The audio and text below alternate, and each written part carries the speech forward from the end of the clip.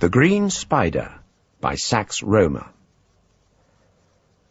I find from my notes that Professor Brame-Skepley's great lecture, which was to revolutionize modern medicine, should have been delivered upon the 15th of March, and many of Europe's leading scientists were during the preceding week to be seen daily in the quaint old streets of Barminster, for the entire world of medical science was waiting agog for the revelation of the Brame-Skepley treatment. Many people wondered that Brame-Skepley should deliver a lecture so vastly important in old-world Barminster rather than in London, but he was not a man to be coerced. So the savant perforce came to Barminster. At 12 midnight, as nearly as can be ascertained, on the 14th of March, the porter in charge of the North Gate, by which direct admission can be gained to the quadrangle, was aroused by a loud ringing of his bell. Hurrying to the door of his little lodge, he was surprised to find at the gate the gaunt figure of Professor Brame-Skepley, enveloped in a huge fur coat. He hastened to unlock the wicket and admit the great scientist. "I'm sorry to trouble you at so late an hour, Jameson," said the professor, "but there are some little preparations which I must make for tomorrow's lecture. I shall probably be engaged in the bacteriological laboratory for a couple of hours. You will not mind turning out with the key?" He slipped a sovereign into the porter's hand as he spoke, and Jameson only too gladly acquiesced. The fire in the little sitting-room of the lodge was almost extinct, but the man revived it, and, putting on a shovelful of coal, lighted his pipe, and sat smoking for about an hour. At 1 o'clock he stepped outside, and glanced across the quadrangle. The professor was still working, and, finding the night air chilly, Jameson was about to turn in again, when a light suddenly appeared in the top window of one of those ancient houses in Spindle Lane. The house was the last of the row, and overlooked the bacteriological laboratory. "That's old Cragg's house," muttered the porter, "but I didn't know anybody lived there since the old man died." The light was a vague and flickering one, almost like that of a match, and as he watched, it disappeared again. There was something uncanny about this solitary light in a house which he believed to be uninhabited. So, with a slight shudder, Jameson returned to the comforts of his fireside. Curiously enough, I had been reading upon this particular night in Harborne's rooms, and at something like 20 minutes past 2, I knocked the ashes from my pipe and was about to depart, when there came a sudden scuffling on the stairs. We both turned, just as the door was flung open, and Jameson, white-faced and wild-eyed, stumbled breathless into the room. "Thank heaven I've found somebody up," he gasped. "Yours was the only window with a light." "Where's the brandy?" I said, for the man seemed inclined to faint upon the sofa. A stiff glass of cognac pulled him together somewhat, and, with a little colour returning to his face, but still wild of eye, he burst out, "Professor Brame-Skepley has been murdered." "Murdered?" echoed Harborne. "And no mortal hand has done the thing, sir," continued the frightened man. "Heaven grant I never see the like again." "You're raving," I said, with an assumption of severity, for Jameson's condition verged closely upon that of hysteria. "Try to talk sense. Where is the professor?" "In the bacteriological laboratory, sir." "Well, how long has he been there?" "Since 12 o'clock. I glanced at Harborne in surprise. "Well, what was he doing there?" inquired the latter. "He said he had some preparations to make for his lecture." "Well, get on. Here, have another pull at the brandy. How do you know he's dead?" "I went to ask him how much longer he was going to be." "Well?" "He didn't answer to my knocking, although there was a light burning.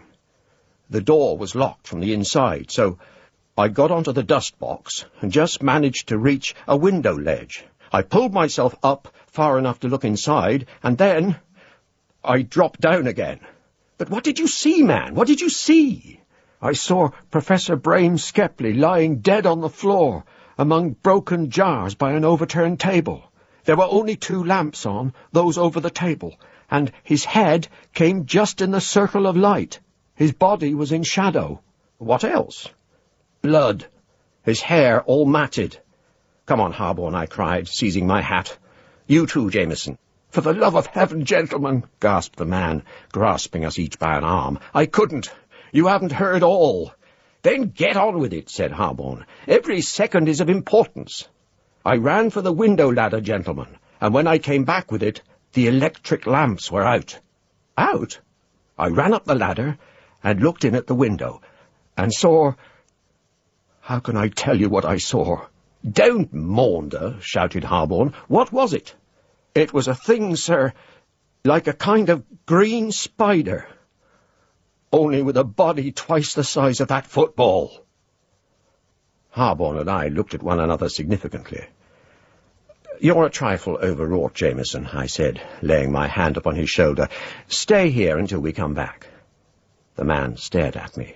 "You don't believe it," he said tensely, "and you'll go into that place unprepared, but I'll swear on the book that there was some awful thing not of this earth creeping in the corner of the laboratory." Harborne, with his hand on the doorknob, turned undecidedly. "Which corner, Jameson?" he inquired. "The northwest, sir. I just caught one glimpse of it through the opening in the partition." "Well, how could you see it, since all the lights were out?" Harborne asked. The porter looked surprised.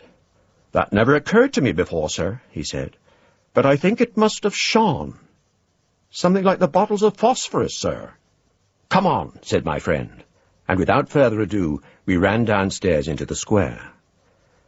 A cheerful beam of light from the door of the lodge cut the black shadows of the archway as we approached, and served to show that the panic-stricken porter had left the wicket open.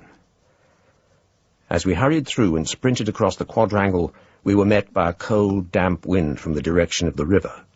The night was intensely dark, and the bacteriological laboratory showed against the driving masses of inky cloud merely as a square patch of blackness. "Here's the ladder," said Harborne suddenly, and we both paused, undecided how to act. "Try the door," I suggested. We rattled the handle of the door, but it was evidently locked, so that for a moment we were in a quandary. Harborne mounted the ladder and peered into the impenetrable shadows of the laboratory, but reported that there was nothing to be seen. "We must burst the door in," I said. "It hasn't a very heavy lock." We accordingly applied our shoulders to the door and gave a vigorous push. The lock yielded perceptibly. I then crashed my heel against the woodwork just over the keyhole, and the door flew open. We immediately detected a most peculiar odour. "It's the broken bottles," muttered Harborne. "The switch is over against the wall by the bookcase. We must go straight for that." Cautiously we stepped into the darkness, and at the third or fourth step there was a crackling of glass underfoot. My boot slipped where some sticky substance lay, and I gave an involuntary shudder. A moment later I heard an exclamation of disgust. "The wall is all wet," said Harborne. Then he found the electric buttons and turned on the lights in rapid succession. Heavens, how can I describe the picture revealed? Never have I witnessed such a scene of chaos, fearsome in its indications of an incredible struggle. At first glance the place gave an impression of having been wantonly wrecked by a madman. Scarcely a jar or bottle remained upon the shelves, all being strewn in fragments upon the floor, which was simply swimming in the spilled spirits and preservatives. The door of the case that had contained the specimens of bacilli was wide open, and the glass completely smashed. The priceless contents were presumably to be sought among the 101 objects lying in the liquid on the floor. Most of the books from the shelf were distributed about the place as though they had been employed as missiles, and one huge volume was wedged up under the frosted glass of the skylight in the centre of the roof. In the wood of the partition a lancet was stuck, and a horribly suggestive streak linked it with a red pool upon the floor. A table was overturned, and the two lamps immediately above it were broken. Of Professor Brames Kepley there was no sign, but his hat and fur coat hung upon a hook where he had evidently placed them on entering. For some time we surveyed the scene in silence. Then Harborne spoke. "What are these marks on the wall?" he said. "They are still wet, and Where is the professor? The marks alluded to were a series of impressions in the shape of irregular rings, passing from the pool on the floor to the four walls, and up the walls to where the shadows of the lampshades rendered it impossible to follow them. I pulled down a lamp and turned the shade upwards, whereupon was revealed a thing that caused me a sudden nausea. The marks extended right to the top of the wall, and could furthermore be distinguished upon the ceiling, and on the framework of the skylight was the reddish-brown impression of a human hand. "Drop it," said Harborne huskily. "If we stay here much longer, we shall have no pluck left for looking behind the partition." The northern end of the laboratory is partitioned off to form a narrow apartment, which runs from side to side of the building, but is only some 6 feet in width. It is lined with shelves, whereon are stored the greater part of the materials used in experiments, and is lighted by a square window at the spindle lane end, beneath which is a sink.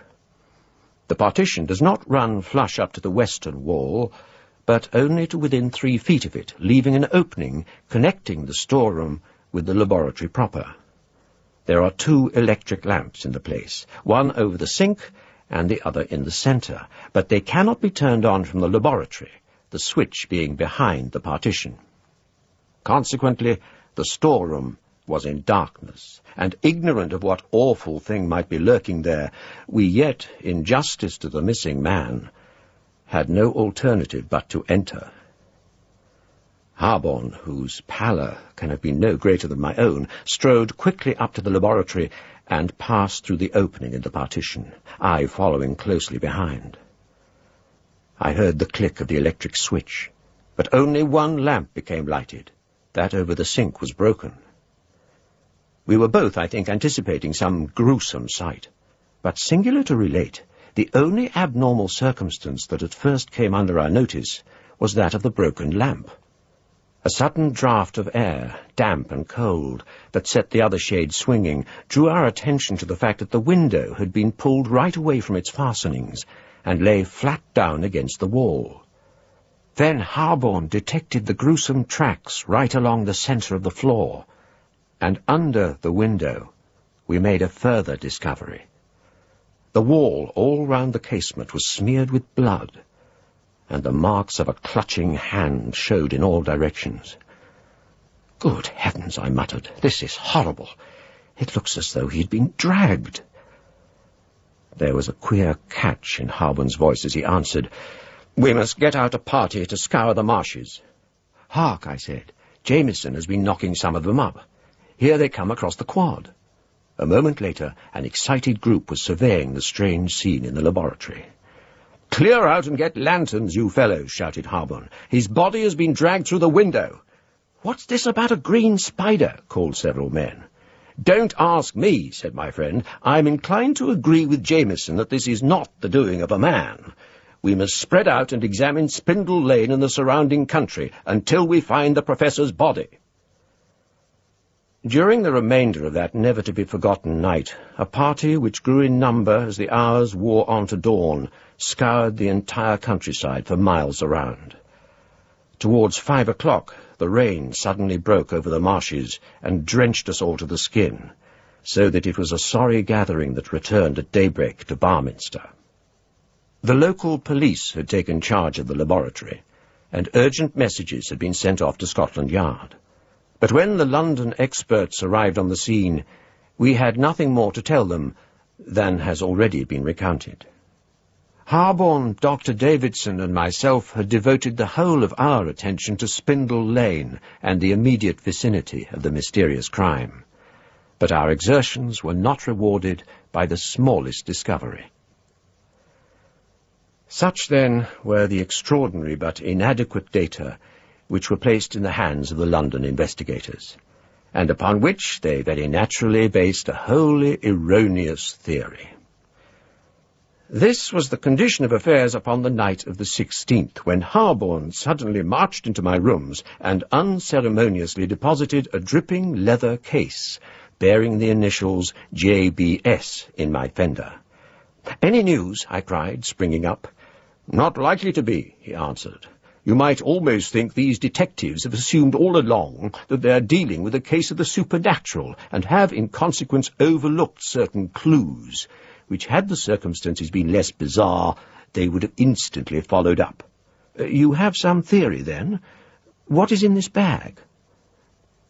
There was that in Harborne's manner which I could not altogether fathom, as he evasively replied, "Leaving the bag for a moment, let me just place the facts before you as they really are, and not as they appear to be. I must confess that last night I was more than half inclined to agree with the detectives, and it is eminently probable that, but for one thing, I should now be in complete agreement with the other investigators who believe that some huge and unknown insect entered the laboratory and bore away the professor. When I left you and Dr. Davidson yesterday morning, I immediately went in search of Jameson and found him 3 parts intoxicated. As you have probably heard, he has since become wholly so, and the detectives have utterly failed to extract a sane word from him. In this respect, therefore, I was first in the field, and from him I obtained the one additional clue needed. About 1 a.m., an hour after Braham Skepley had entered the laboratory, Jameson came to the door of his lodge and saw a light in the end house of Spindle Lane. But surely the police have questioned all the tenants in Spindle Lane. The end house is empty. Had they examined it? Certainly, but they merely did so as a matter of form. They had no particular reason for doing so. As a result, they found nothing. What there was to find, I had found before their arrival on the scene. I'm afraid I don't altogether follow. Now, wait a minute. When I extracted from the porter the fact that he had seen a light in this house, the entire affair immediately assumed a different aspect. The key to the mystery was in my hands. I went round into Spindle Lane and surveyed the end house from the front. It was evidently empty, for the ground-floor windows were almost without glass. As I did not want to take anyone into my confidence at this stage of the proceedings, it was impracticable to apply for the key. But upon passing round to the north, I found that there was a back door with 3 stone steps leading up from the water's edge. I looked about for some means of gaining these steps, for I did not wish to excite attention by getting out a college boat. In the end, I jumped for it. I got off badly from the muddy ground, for the rain was coming down in torrents, but nevertheless I landed on the bottom step, off which I promptly shot into the river. As I was already drenched to the skin, this mattered little, and notwithstanding my condition, a thrill of gratification warmed me on finding the door to be merely latched. Just as a party of 6, which had been scouring the East Valley, appeared upon the opposite bank, I entered and shut the door behind me. Well, what then? I went up to the room overlooking the laboratory, for although no one seems to have attached any particular importance to the circumstance, from the window of this room you could, if the laboratory window were bigger, easily spring through. And what did you find there? The origin of the mysterious light, which was a match. Now, you will agree with me that green spiders do not use matches. Inference? That some human being had been in the room on the night of the murder and had struck a match, which had been observed by Jameson. There were also certain marks which considerably mystified me at first.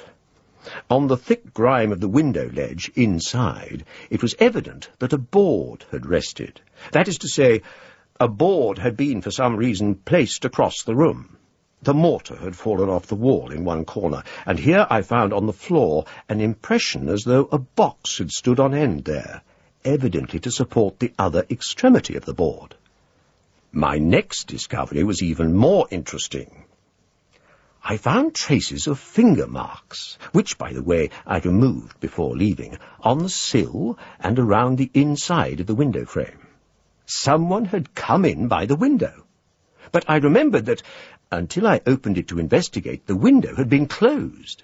Therefore the mysterious visitor had closed it behind him. Since his blood-stained finger marks testified to the state of his hands on entering, How had he opened the window from outside, a somewhat difficult operation, and yet left no traces upon the sash, for there were none?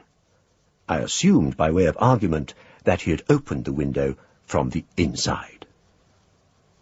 I had now constructed a hypothetical assassin who had got into the end house in Spindle Lane, entered the bacteriological laboratory, murdered the professor, returned through the window, and struck a match, for there were traces of blood upon it. Why had he come back to the room, and by what means had he reached the window of the laboratory? It was upon subsequently examining the laboratory, for the local officer in charge, being an acquaintance, raised no objection to my doing so, that 2 points became clear. First, that the window could never have been opened from outside. Second, the probability that a plank had been placed across, the same plank that had been used for some other mysterious purpose.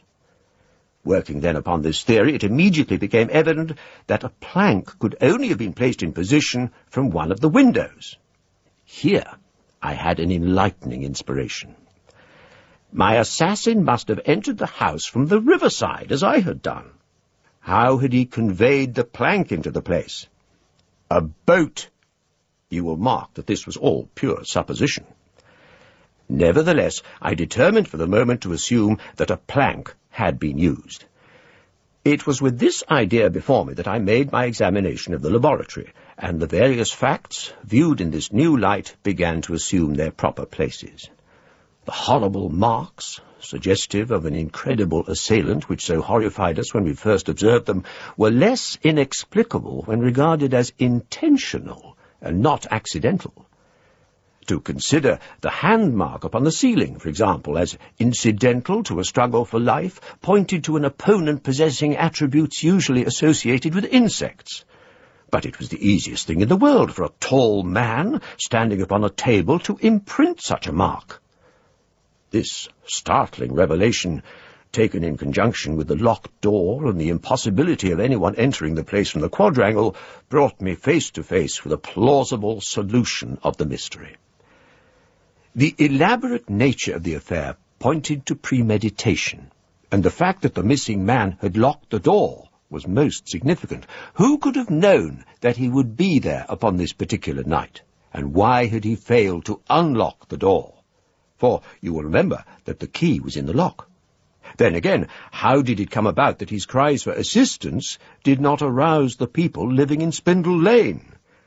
These ideas carried me to the second stage of my theory, and I assumed that a plank had been placed in position for the purpose of exit from and not of entrance to the laboratory.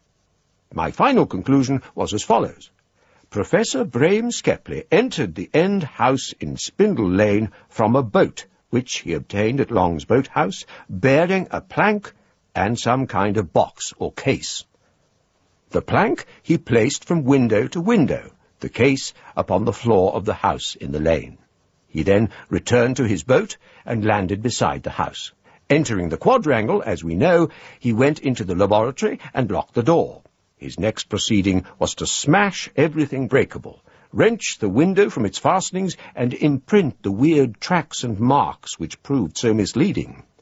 The book beneath the skylight and the lancet in the woodwork were the artistic touches of a man of genius. By this time it was close upon 1 o'clock, and desirous of ascertaining whether his apparatus for bringing about the spider illusion was ready for instant use, he crawled from window to window. It was his match that Jameson saw from the lodge door, and had Jameson been a man of metal, the whole plot must have failed. He then probably grew very impatient whilst awaiting the coming of Jameson, but he heard him ultimately, and lay in the light of the lamps, as we have heard. All fell out as he had planned. Jameson climbed onto the dust-box and looked into the laboratory. Then he ran for the window-ladder, as a reasoning mind would have easily foreseen he would do. The professor, during his absence, broke the lamps, climbed along his plank, and pulled it after him. I had listened with breathless interest so far, but I now broke in. "How about the spider?" "Perfectly simple," answered Harborne. "Allow me." He reached down for the leather case and unstrapped it. From within he took a magic lantern. "What?" I exclaimed. "A magic lantern?" "With cinematograph attachment. Here, you see, is the film, not improved by having been in the river. Some kind of South American spider, is it not? Beautifully coloured and on a black ground. The plank, supported upon the window ledge and the upturned case, did duty for a table, and as Jameson went up the ladder and surveyed the place from the southeast, this was directed from the window of the end house across the few intervening yards of Spindle Lane and through the open laboratory window onto the northwest corner of the wall. The beam from the lens would be hidden by the partition, and only the weird image visible from the porter's point of view. Though, had he mounted further up the ladder and glanced over the wall, he must have observed the ray of light across the lane. The familiar illuminated circle, usually associated with such demonstrations, was ingeniously eliminated by having a transparent photograph on an opaque ground.